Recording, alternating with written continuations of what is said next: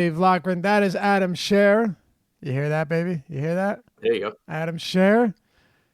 And we're glad to be with you. Glad to have you with us as well for a 6-game Thursday slate. Hopefully your brackets aren't busted. Did you do a bracket, Adam? Yeah, I did a couple of them. They suck as usual, but Yeah. sure.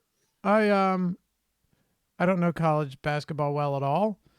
Me neither. I went off mostly a lot of stuff Ben said, and then a bunch of other stuff. I just looked at the lines and the spreads. It's okay. That seems reasonable.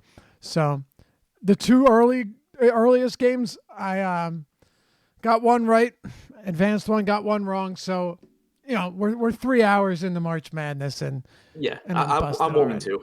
I got LSU. I had New Mexico State. They lost by a point, and I had Louisville. Yeah, good stuff. So anyway, sorry we started 2 minutes late. Adam was telling me how he spent $166 on sushi over the last 2 days. Now, that would make sense if he was enjoying it with somebody else. These are personal size servings that Adam, $100 on sushi yesterday? Yeah, I had a good dinner last night. Yeah, it sounds like it. It better have been good. And then today, what we do today? We ordered some more sushi delivery for lunch. How much is that? That was $65 with no alcohol included. So what did you get? Salmon roll, yellowtail roll, some other kind of roll, some octopus, and some squid. All right. Those are solid selections at least. Now the octopus is I've always liked grilled octopus, right? Where grilled baby octopus, where they actually bring out, it's a full octopus with the head, with the tentacles and everything. Not a lot of restaurants do this, but you can find them. When I go down to the beach, that's delicious. Is it a full octopus or are they pieces? No, just pieces. Okay. Still pretty solid. Anyway, let's jump into it, huh? What do you say? Yeah, let's go. Injury news. Let's break this down before we actually get into the games. It's rather important. We've got 6 today, Adam. And Josh brought up something interesting earlier. Today, it's well worth pointing out. There are 3 games between 7 and 7:30, and then 3 games between 10 and 10:30. So you basically have 2 slates, an early slate and a late slate. Kind of weird. You don't see it break down like that very often. But Zeller is doubtful. Ariza's doubtful. We saw Brown start the second half over Ariza yesterday. Luol Deng, Kid Gilchrist out. Teague out for the year. Rose out. Taj Gibson still questionable. Tyler Johnson out. Kelly Oubre out for the year. TJ Warren out. Darren Collison out. Maxi Kleber is questionable. Rashawn Holmes questionable. Am I missing anything? No, I think that you covered it. You said Kleba, questionable. Yeah. Jimmer Fredette, baby. Dan. Yeah, 2 years. Kind of crazy. By the way, did you see what he's averaging this season? No, I didn't realize he was even playing basketball until like 2 hours ago. Oh, man, he's been playing. Jimmer Fredette was averaging, I'd have to find something ridiculous. League lead. I think he was averaging 39 points per game. Playing in China, right?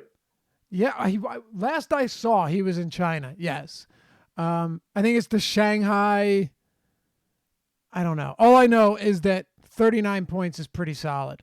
And he was leading the entire league. He's pretty fun. I don't think he ever averaged more than like 7 points per game in the NBA, though. Yeah, he never really got a chance to play, did he? No, not frequently. That's the thing. Yeah. What was it? He was Sacramento, right? Was he on New Orleans too? New Orleans, yeah. Yeah. He was. Yeah. Chicago. So he's 4th in points per game in China this year, behind Pierre Jackson, who I remember. Oh, he must be first on the team then. Sorry, must be first on his team. He's at 36 points. 36. Yeah, but Joe Young and Pierre Jackson have more. Joe Young? Yeah, I don't know. Get out of here. But probably. Mighty Joe Young. It's got to be Joe Young. He's not in the league anymore, right? He's not in the Cole Aldridge NBA. is averaging 13.8 rebounds per game. How many? 13.8. How many minutes does it say? I don't know. Yeah, August 1st last year. Joe Young is averaging 41.9 minutes per game. No wonder he left the Pacers to play in China. He's royalty. He's averaging more than Bradley Beal. That's ridiculous. Yeah. That's insane. So wait, hold on. We're going to move on. Don't worry. Everybody cool down. So you got Jimmer Fredette up there. You got Joe Young. Who are the other two in the top four? Pierre Jackson, who I think played with like the Pels or the Mavs, and Darius Adams, who I don't know who that is. I wonder if there's anyone. I'm sure there's a few people that we're pretty aware of. That's pretty funny. The rebounding list is all NBA guys. Jason Thompson, Dakari Johnson, Moti Yunus, Cole Aldridge. Dakari Johnson's playing in China? Yeah. Cole Aldridge? 14.8 rebounds per game. Man, that's crazy. Russ Smith is fifth in steals. Dude, we're going to get down a rabbit hole. We already are. Let's move on. Minnesota at Charlotte. That's pretty fun stuff, though. Minnesota, like seriously, you go there and you become like basketball royalty after being a cast-off from the NBA. Pretty cool. Yeah, but like reading through that list, it was just like all guys that I remember from March Madness like years ago. Yep. Yeah. And guys that if the entire team was hurt might be worth a look in DFS for minimum salary. Right. Exactly. Charlotte, 5.5-point favorites. Teague out for the year. Rose out. Luol Deng out. Kid Gilchrist out. The Taj Gibson, by the way, 222 total on this game. The Taj Gibson news is relevant here, Adam, because then you're going to get things opened up for Saric. As we've noted already, you don't have Luol Deng. On the other side, Kid Gilchrist, Cody Zeller, both. One's out. Cody Zeller's doubtful. Let's start with Minnesota here. Carland, I mentioned to Josh today on the strategy show that the center position, I really don't care about diversifying that much. There are four guys that I'm in love with.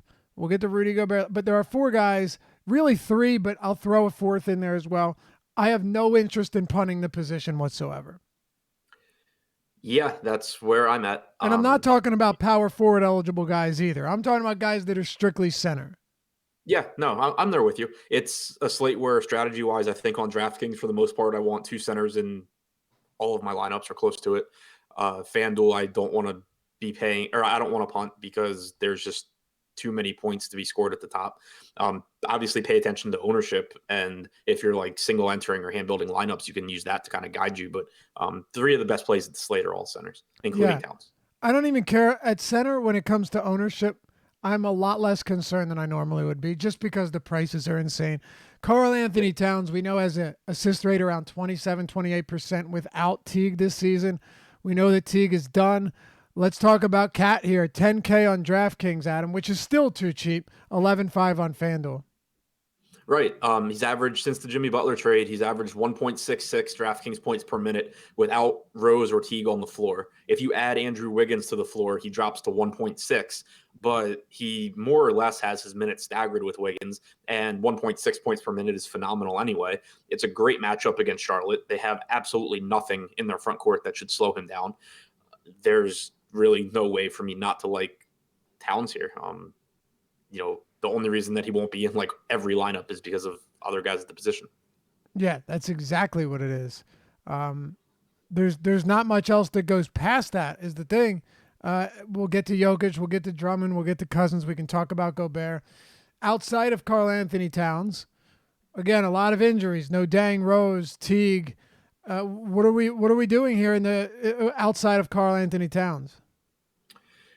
Not a whole lot for me. I think that Tyus Jones is still reasonably priced, especially on FanDuel. Point guard isn't that deep today. 5,300's, kind of appealing. Andrew Wiggins is still someone that if I get to him in tournaments, I'm fine with it, but he's not someone that I'm prioritizing. There are other shooting guards that I like as well. Probably a better play on DraftKings because you can roster him at small forward, which is a pretty weak position. He has a 28.7% usage rate without Teague or Rose on the floor. So certainly some upside for him. Beyond that, just not really getting to anything here. I have Gibson projected in right now. If he's out, I would think that you mostly just see Gorgie Jang join the rotation, maybe some more useless minutes for guys like Tolliver or Reynolds or guys like that. But it's pretty much the Towns show with some Wiggins and Jones mixed in. Do you not think Gibson being out would have a nice impact on Saric? I mean, he played 15 minutes in the second half last game. Gibson didn't play any of the second half. I'd probably put Saric around. I'd put Saric at 30 minutes here if Gibson's out. The thing, I don't know, though, because most of his minutes now have been backing up Cat. Right, but you still with Dang also, you still have to fill up those minutes. No Covington, no Dang. If there's no Gibson, what are you thinking? I mean, Tolliver will get some run, sure, but what I'm saying is how do you fill up 96 minutes between the 4 and 5? Towns for like 35, okay. Jang for like 13. Okay. Saric for his 26 or 28 or whatever. Tolliver for his 20. And then you have a couple minutes left over. Okay. Yeah, right. And I'm giving those extra couple minutes to Saric. That's what I'm saying. I'm giving him a couple extra to get him up to around 30. I mean, does that mean it's going to make him a spectacular play? No, I mean, not necessarily. But at that price point, I don't think it's terrible. Like I said, 15 minutes last game in the second half. I'd have him as a decent value, but nothing crazy. Really, too, you're not getting him at a dirt cheap price either. You could certainly do better. I would agree with you on that. On the Charlotte side, I have him at 26 minutes, and he's just like kind of there. Yeah, I mean, at 26, I can't imagine. At 26, I can't imagine I would get much at all. If I had him at 30, assuming that Gibson was out, then I'd have him around like 26 fantasy points, which wouldn't be terrible at that price. Let's talk about the Charlotte Hornets, Adam. I'll just repeat it quickly. Cody Zeller, doubtful. MKG, who hadn't been playing many minutes anyway, he is out, as he's been for a lot of this season. Kemba Walker, you're getting him on DraftKings at 8,100, pretty solid price point there. On FanDuel 9,300, the second most expensive point guard. What do you make of Kemba here against Minnesota? Obviously much more appealing on DraftKings. I think that he's one of the best point guard plays on DraftKings. On FanDuel, I don't think I'll end up getting a whole lot of him just because of the pricing layout between the two sites. He's obviously had a couple of disappointing games in a row. One was in a tough matchup against Miami where they just did an excellent job of trapping him every time he had the ball and making other guys beat them. Last game, he obviously got in early foul trouble with 3 fouls against Philadelphia. I think it was the final 18 minutes of the first half. Not much you can really do at that point. So not being scared off by those games. I like that it kept his price tag down. Minnesota's been the least efficient defense in the NBA since the start of February. They're in the middle of the pack this season in pick and roll defense. So, nothing really that concerns us for Kemba here. And he should play somewhere around 36 minutes, assuming that this game, remains competitive. So I like Kemba quite a bit on DraftKings. I know I'm not a head coach. I get that. I'm just someone who talks about fantasy sports on YouTube, but I didn't see the sense in Borrego sitting him for I couldn't believe he was doing it for the entirety of the second quarter and part of the first quarter. I mean, he finished with 4 fouls. He's someone that per game averages less than 2 personal fouls a game. Like, he's not going to foul out. I would have just let him play. Maybe if he caught his 4th, sure. But I would have just let it rock. But whatever. I'm not James Borrego. What about the rest of this team? You've got Jeremy Lamb. We've got Nick Batum, who I would assume that we continue to see significant playing time from these guys. Miami won a big game yesterday in San Antonio, but the Hornets still 18, 19, 20, about 3.5 games back. So I'm assuming they're going to keep playing until they're mathematically eliminated, Adam. Yeah, so I have Batum at 35 minutes here. It's another one where on DraftKings, I think he's more appealing than on FanDuel. Has that small forward eligibility to go along with shooting guards, so you can roster him in a bunch of spots. Again, a bad Minnesota defense and just a really cheap, $5,000 price tag on him. It's not a guy that I want a lot of. I never really do, but I think the price tag is just a little bit low. I do too. Jeremy Lamb's price tag is more or less correct to me now. If you wanted to, kind of mix in some Kaminsky, I think that's fine, but certainly not something that I plan on getting to a lot, especially because there is one just clear-cut top value play at Ford today. You talking about Jackson? Brown. Oh, yeah, Brown. I was thinking Definitely more not so. talking about Justin Jackson. What's that? I said I'm definitely not talking about Justin Jackson. Not Justin Jackson. Who are you talking about? Josh Jackson. Oh. Okay. Yeah. No, I wasn't talking about him either. I was thinking more so in a closer price range to Batum. I wasn't thinking all the way at the bottom. But, I was just saying like Batum offers value at the position, but you can just get better value for sure. A lot less. Yeah, absolutely. Look, I actually don't dislike Batum here. I think it's a perfectly fine spot if he plays 35 minutes. He's similar to Ariza. You need those minutes. If you get the 35, 36, sometimes 37 minutes, he's probably not going to hurt you. The problem is with Batum, it's never that he really helps you. It's just hopefully he doesn't hurt you.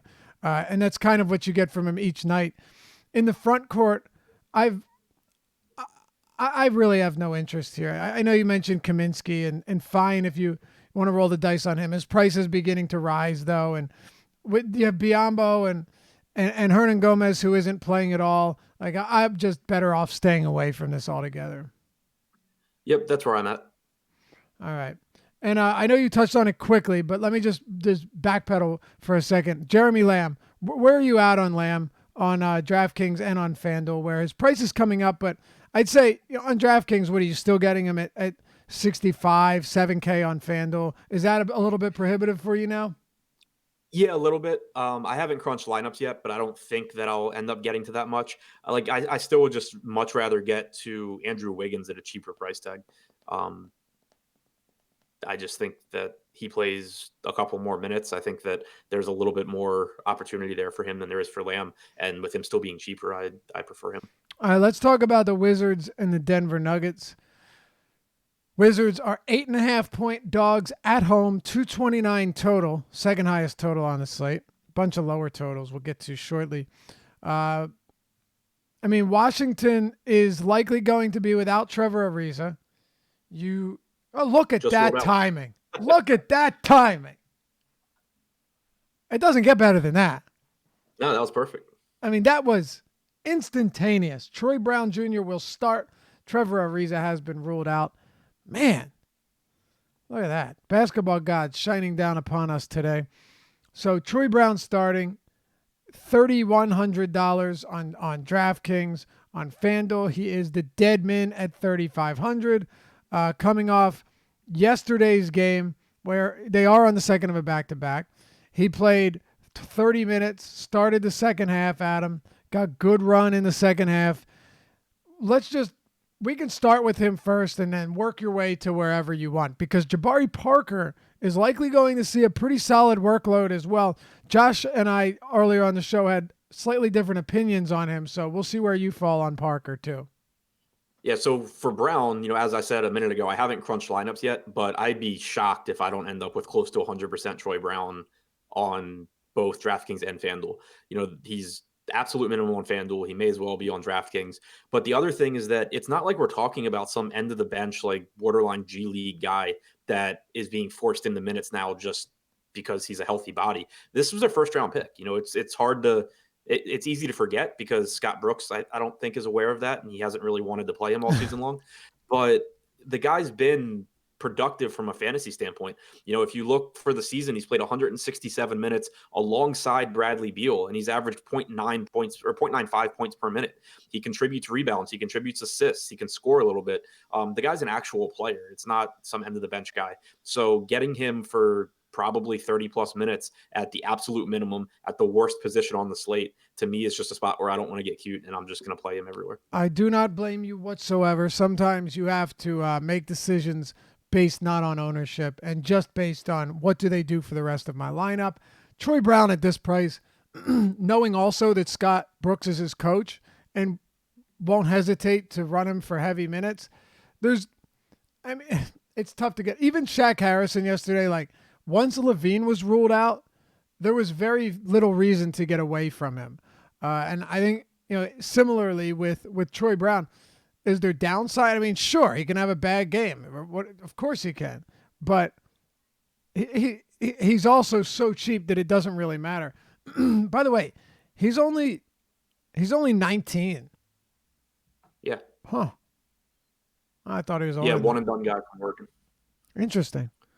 What about Jabari? 6,300 on DraftKings. On FanDuel, Jabari's $6,700. He's coming off a game last night where he played 38 minutes.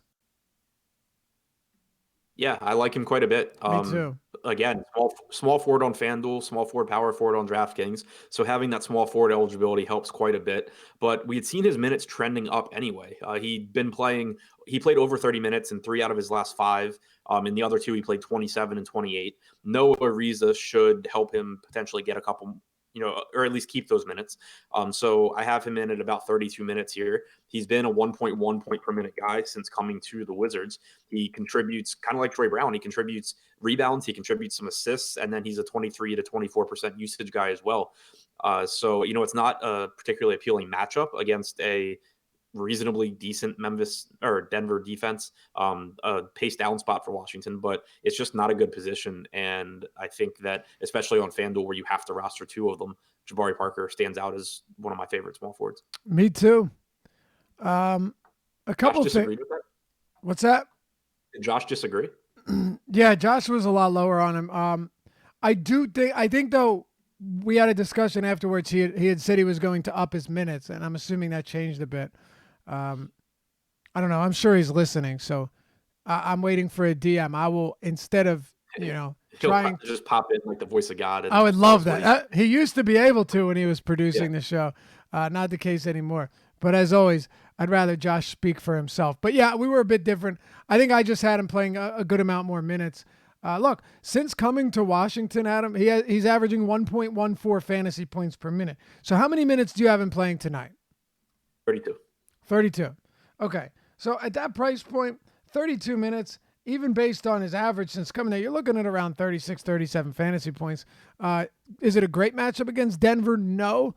But I wouldn't be surprised if Jabari played 35 minutes tonight. I have him at 32. I feel a bit safer with that. But it's Scott Brooks. I knew it. Here he comes. I knew it. 25% Parker on FanDuel, 13 on DraftKings right now. Okay, so you bumped it up a bit. That's probably my. That's it. That's all I got. Thanks, pal. Yep, no problem. Later on. We'll talk. That is perfect. That is too good. All right. Outside of that, you have Portis. You have, Thomas Bryant and Satoransky and, of course, Beal.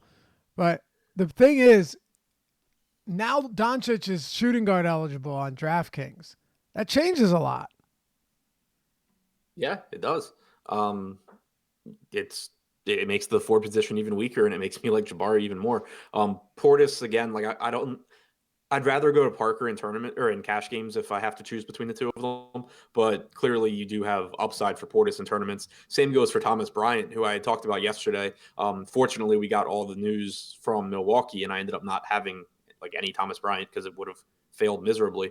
But the same thing goes for today, where on DraftKings he's a power forward and not a center, power forward in addition to being a center, and he's only $3,800 and we don't know exactly how this rotation is going to look. It is a big Denver front court.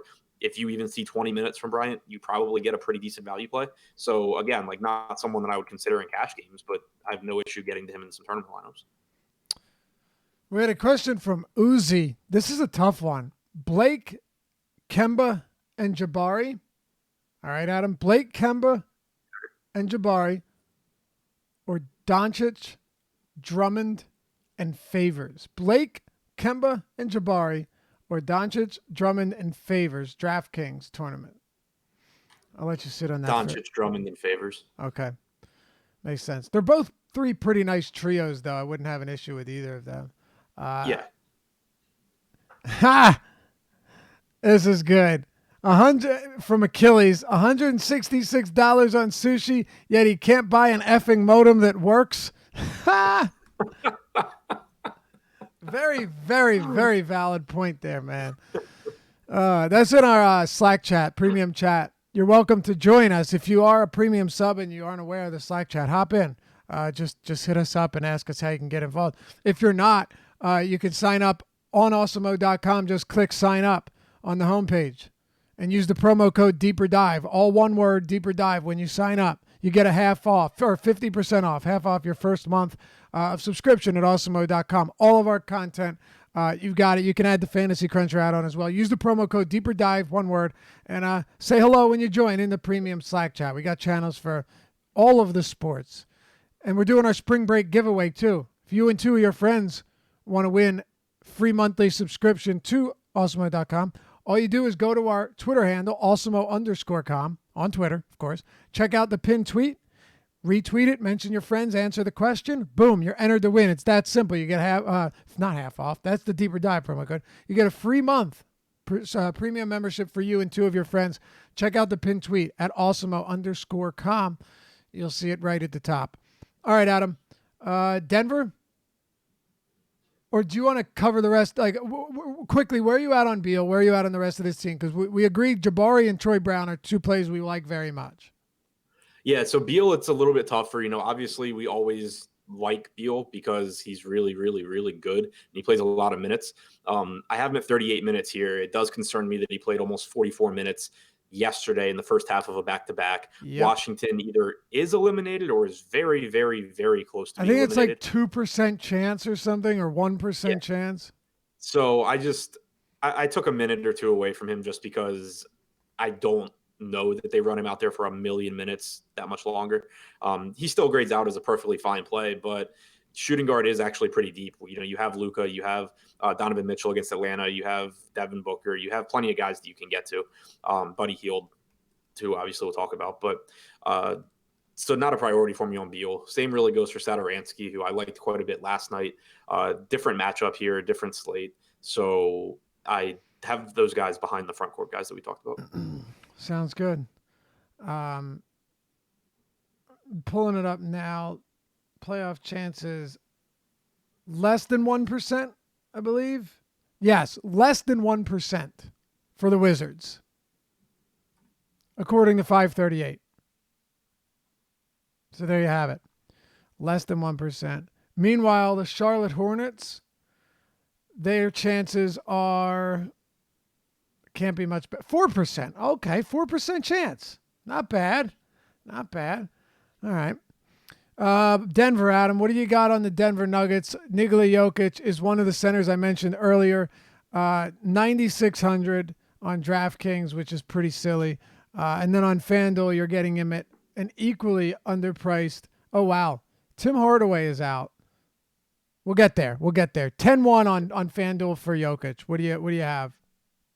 So another really nice spot for a really good player. Obviously, people have been concerned with his usage, and I think that the big takeaway isn't that we will project him for I'm projecting him for lower usage. I don't have him up around 30% anymore, but he still has that kind of upside. Like if you just go back and look through his last 5 games, he has a 36% usage rate, a 31, and then like a 21, a 23. So it's just going to, be kind of game flow dependent, but he does still contribute assists and rebounds. It is a good matchup for both of those things. It's a pace up spot for Denver.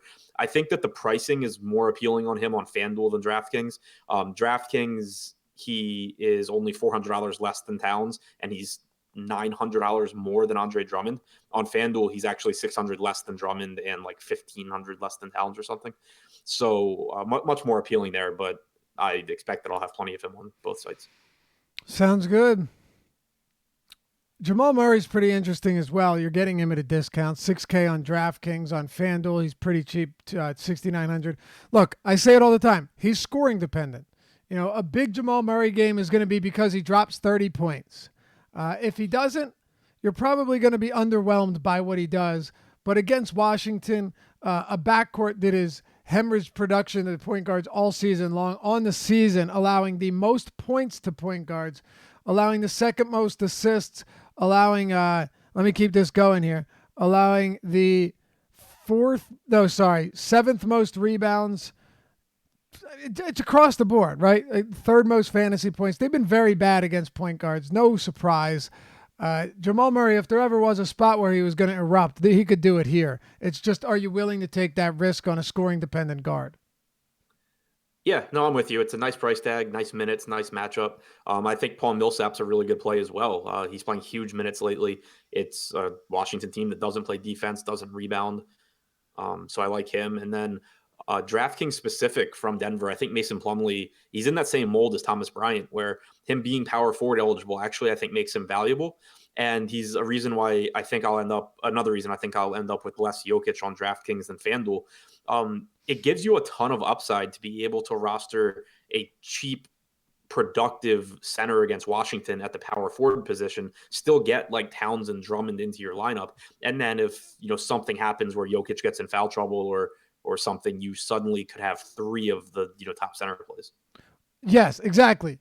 I mentioned that at the top of the show. That's why I was saying I have no interest in punting center.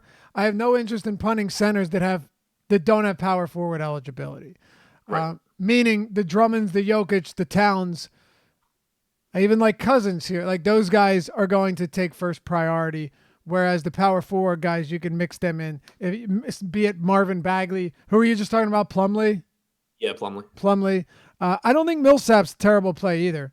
He's not particularly cheap, but this has been a Washington team too against power forwards. And again, no surprises here that they have really labored all season long. I like Paul Millsap quite a bit. He's a guy that if you come up with 20-25% of him, you're not really devastated over it. Washington also, Ariza being out, they lose like their only competent or semi-competent front court defender. Yeah, no question. No doubt about it. Jabari Parker, if he's going to play 35 minutes, he is not good defensively. Like Jabari Parker he doesn't care. No, he doesn't care. That's been a knock on him for what's that? I said he doesn't get paid to play defense. Yeah, there it is. There it is. Anybody else here? I'm personally not on Morris. Maybe you are. If there's anyone else for Denver, hit us now. No, nothing worth talking about, I don't think. Taj Gibson is officially ruled out. So you still giving Saric 26 here? Probably like 28, I guess. Okay. So let's move on. Utah and Atlanta.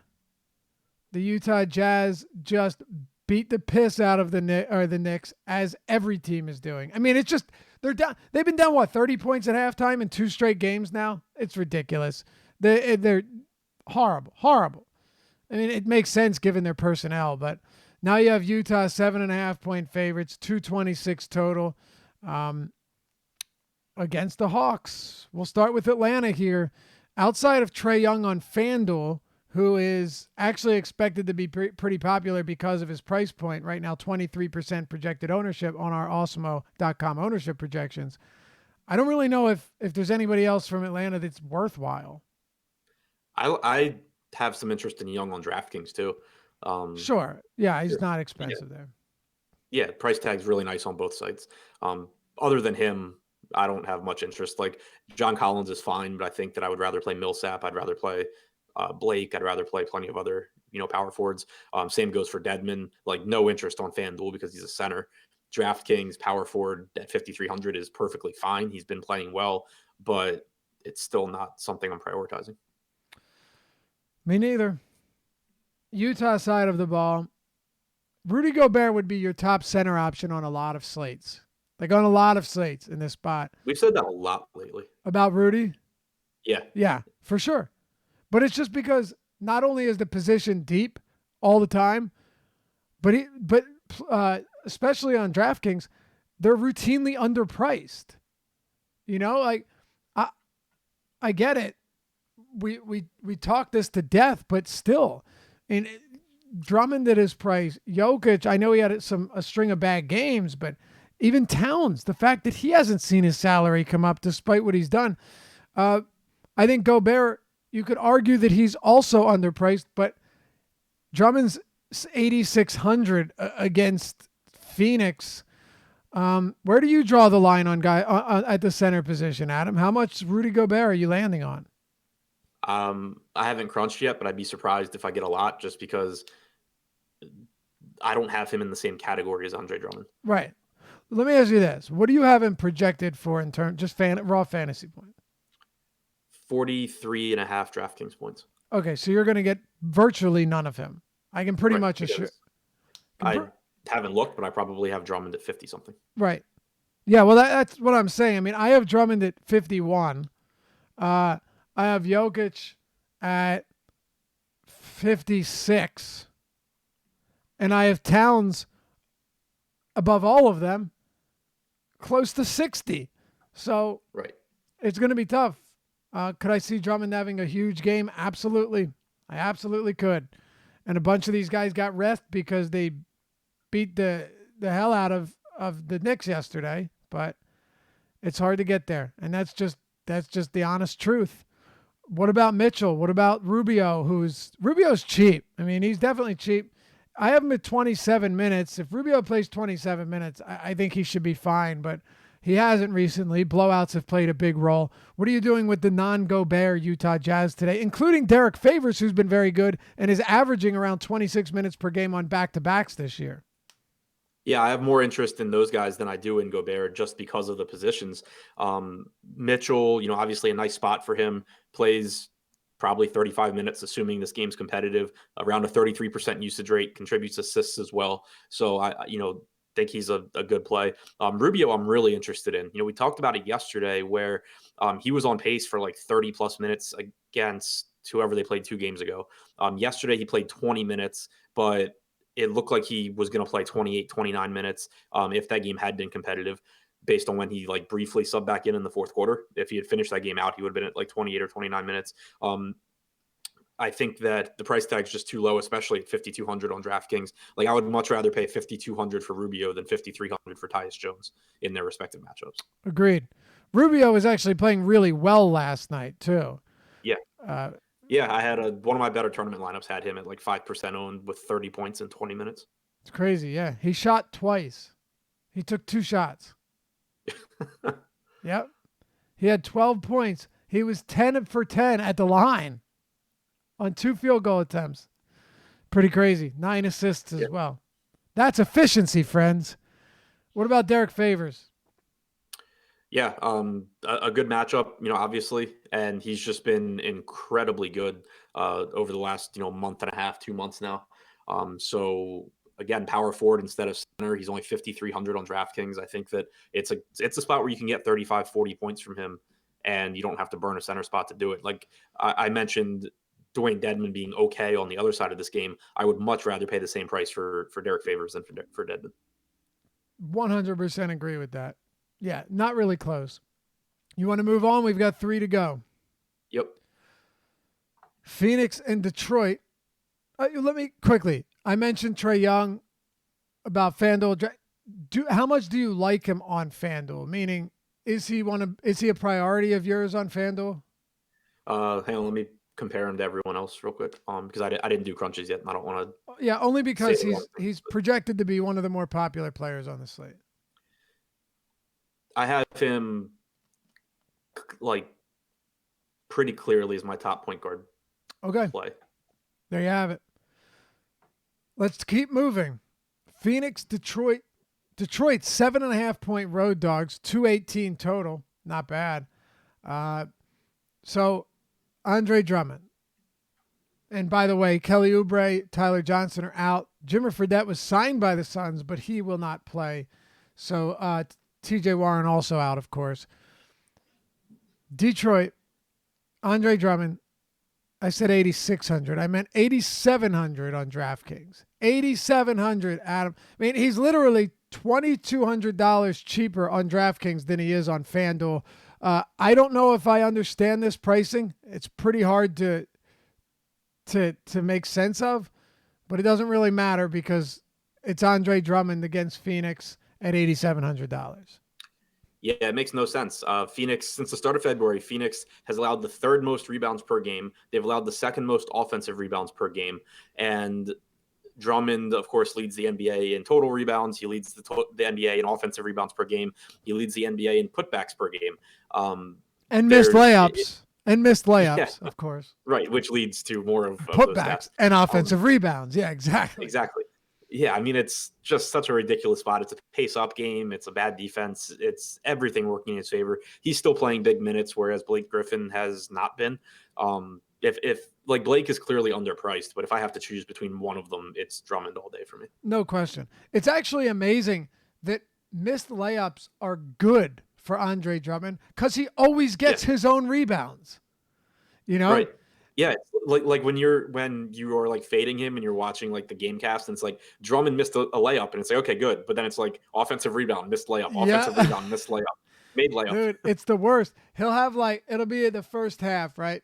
And he'll just come back in for a second rotation. He's got 5 points, 5 rebounds. You're like, okay, good. Fade's working.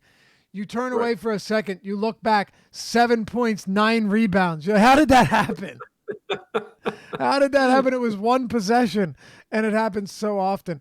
The Detroit Pistons, though, sitting 6th place right now in the East, Adam. Not only are they sitting 6th place in the East, but they're only a game and a half above the Heat. Now, they have no shot at moving up. They're 6 games back of the Celtics, but they do have a legitimate chance of falling and having to face the Bucks or the Raptors, and coming in as that 8th seed or the 7th seed. So when you're talking about positioning, I think that they're still playing for something. I don't think Dwayne Casey has any reason not to give them as many minutes as possible. Love Drummond. You're right. Drummond over Blake, no question. Blake is averaging 4 less points in the paint per game since the deadline than he was over the first however many months of the season. That's a lot over the course, when you break it out across however many games. And it's pretty obvious he hasn't been able to get to the basket with nearly as much ease. Right. And the minutes haven't been he's not playing 37, 38 minutes a night anymore like he was earlier in the season. Not really sure what the reasoning is on that, but there have been games where Drummond's gotten more minutes. So it's not I read something from one of the Pistons sites on one of the writers that said he's clearly fatigued too. So. Okay. Yeah. So I have him at 34 minutes. I have Drummond at 36. I don't have a problem with Blake. It's a nice price tag. It's a really nice matchup, but he's also just not a priority for me because we do have, cheaper power forwards that we can go to. And I would really like to pay up at center as much as possible. So I'd like to spend my money there instead. Agreed. 100%. Luke Kennard, Reggie Jackson. Go ahead if there's anyone you like here. Secondary plays. They're playing Phoenix. They're cheap. They're clearly in play, if you want to use that phrase. But I'd rather play Rubio than Jackson if I had to pick one. All right.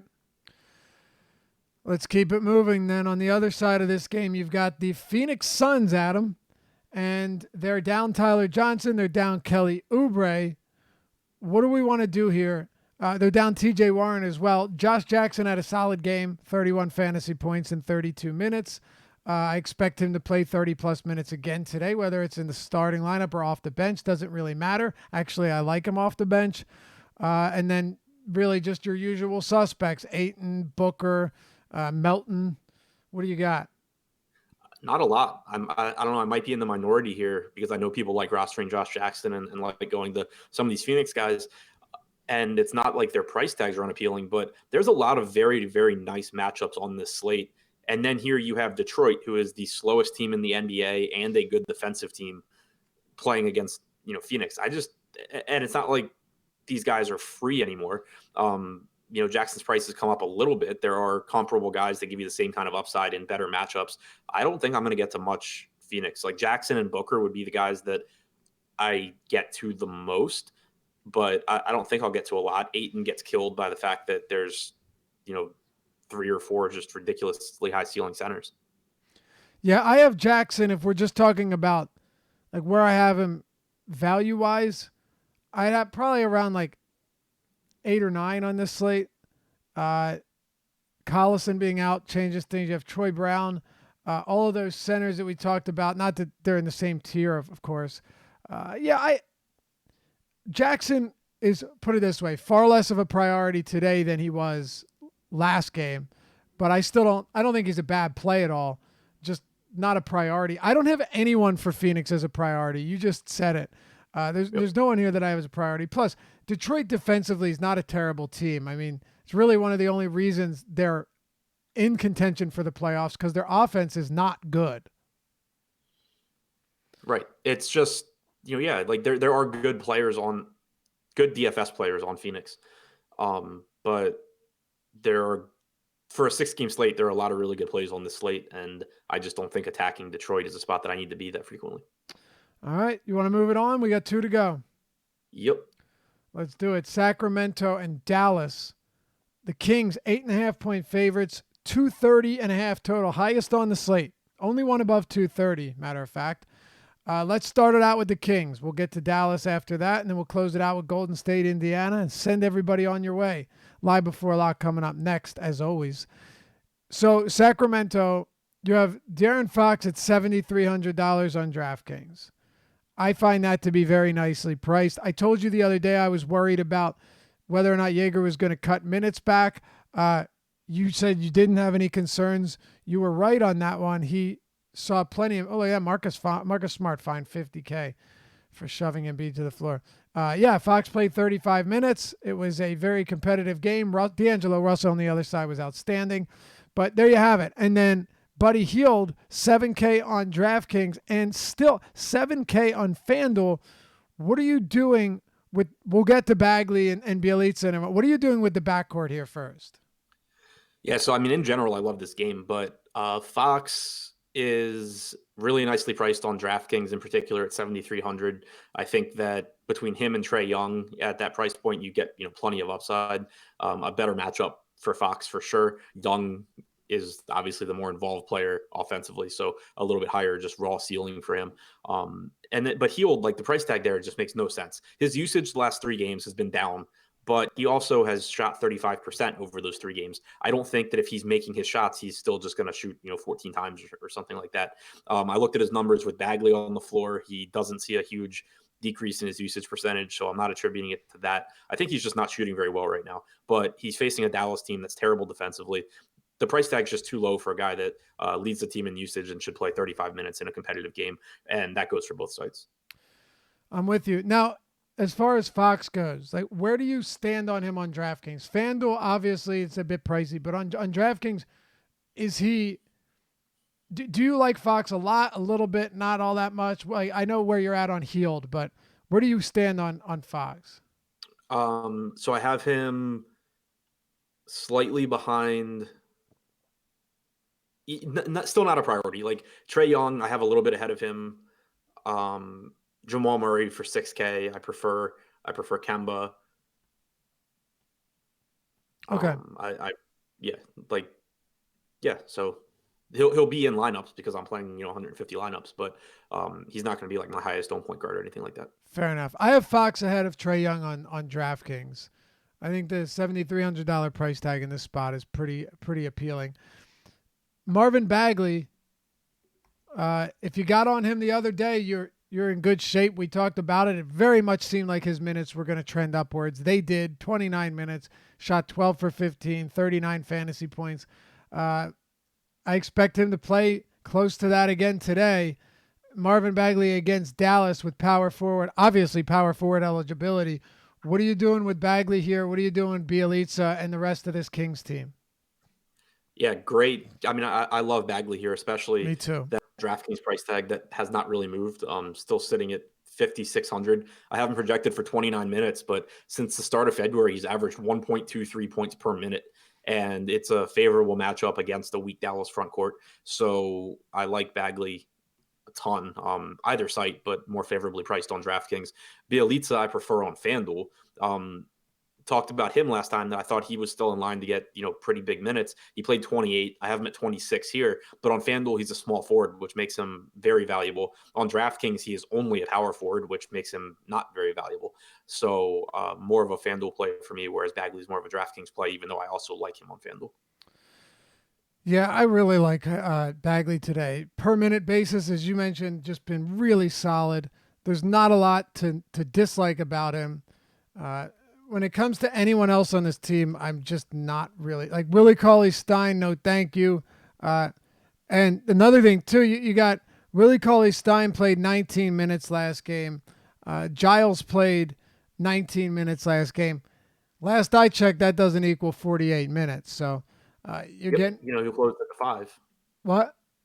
I said, yeah, Bagley closed at the 5. Exactly. That's what I'm saying. So that makes them way less enticing and him way more appealing.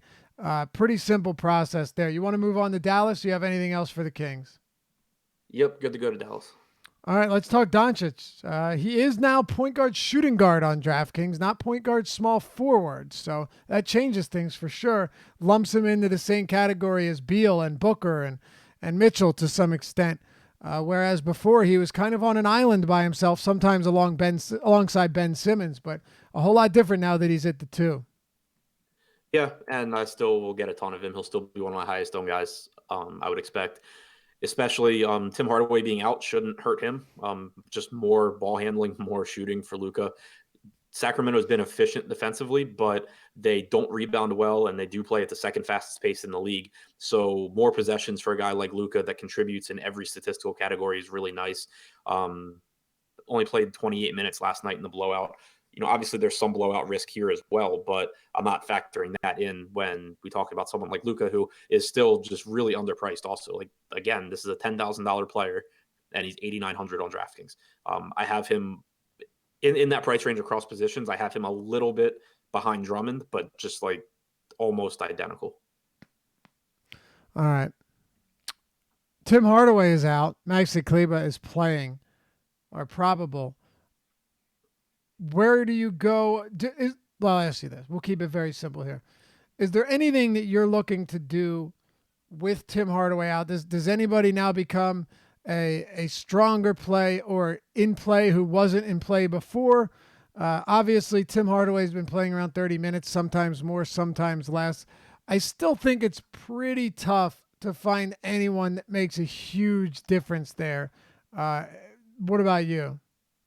That's where I'm at as well, because for one, there are a few different ways the rotation could go. Like, you could get more minutes for Justin Jackson, who played 33 last night with Kleber out. He could just, eat up the Hardaway minutes. They could go to Dorian Finney-Smith. Trey Burke could get more minutes. Like, there's just a lot of different ways that Dallas can run this. But the guys that would benefit most likely, either Jackson or Finney-Smith, are both really bad DFS plays anyway. So, yeah. And it's not like Justin Jackson at least is the absolute minimum at 3K. Finney-Smith's 4,100. Like, I'm not paying $1,000 more for Finney-Smith than for Troy Brown. So yeah, no way. Even if we could correctly guess who gets the run, I still wouldn't be that excited about it. We had a question. What do you think of pairing Doncic and Brunson on FanDuel? I think it's fine. I mean, I'm not super high on Brunson, but if you are, I don't think there's any reason that you can't play them together. Yeah, I mean, that would be my answer as well, that I'm not that high on Brunson, but you could do worse. They're not going to really hurt each other. Plus, it is a significant pace-up spot against the Kings. You at least have that, Yep. if nothing else. I want to ask you last one before we get to this final game.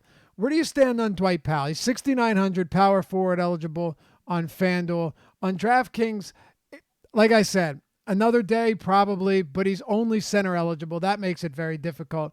But I expect him to play 30-plus minutes again against the Kings team that on the season allows more rebounds to their opponents and to opposing centers than any other team. So, on the surface, it's really not a bad spot for Dwight Powell at all. It's just, where does he fit into the equation on this slate? Right. He's more appealing for sure on FanDuel, where he's a power forward instead of a center. But you still have him $300 more than Marvin Bagley. Not really something I'm looking to do. 1,300 more than Bobby Portis. Doesn't seem like it doesn't seem like his upside is worth $1,300 from Portis's upside. He's $200 more than Derek Favors. The point, he's 1,500 more than Josh Jackson. The point here is just that it's still not a priority because there's still a lot of good power forward options. Agreed. All right. Shall we close it out with Golden State Indy? Yeah, should be quick. Yes, it should. DeMarcus Cousins is a player whom I like. He is a per-minute monster. It doesn't really matter. I mean, look, I know we had all talked about regression, this and that. Maybe it's still on the horizon, but still 1.42 fantasy point per minute average for Cousins, DraftKings points per minute. 1.42 fantasy points per minute.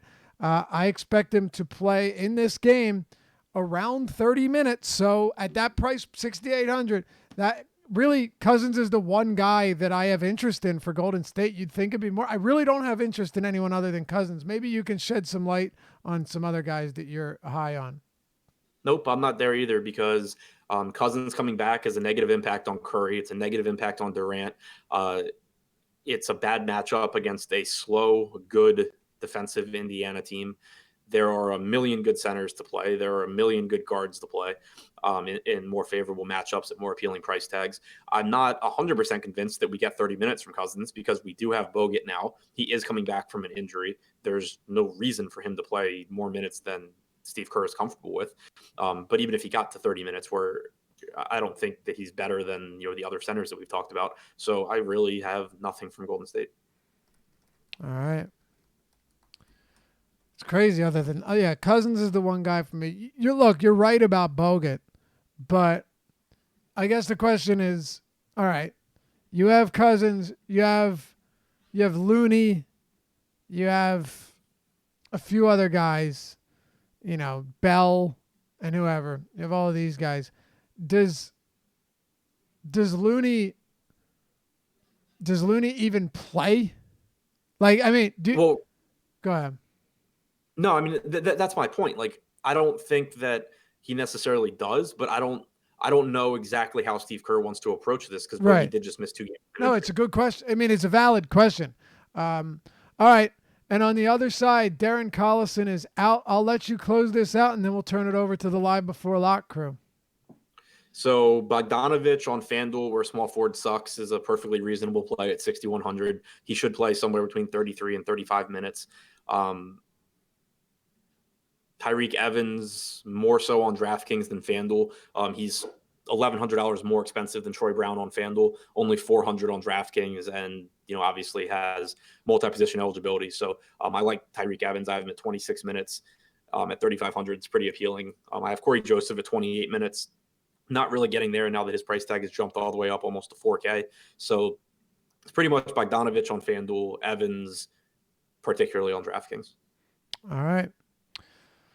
Well, I think that's it.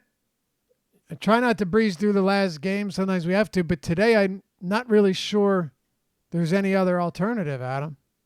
Yeah, they should have just made the last game a better game. That is the case. Live Before Lock coming up next. I'm dropping the link into chat right now under Dave Lochran. As always, we appreciate you guys. We wish you the best of luck. Before you head out, hit us with the thumbs up. Like the video if you appreciate our content and want to see more. It really helps us out more than you may know. Subscribe and hit that notification bell as well so you always know when content's dropping next. Good luck, and until next time, for Dave Lochran and Adam Scher, this has been The Deeper Dive presented by Awesemo.com.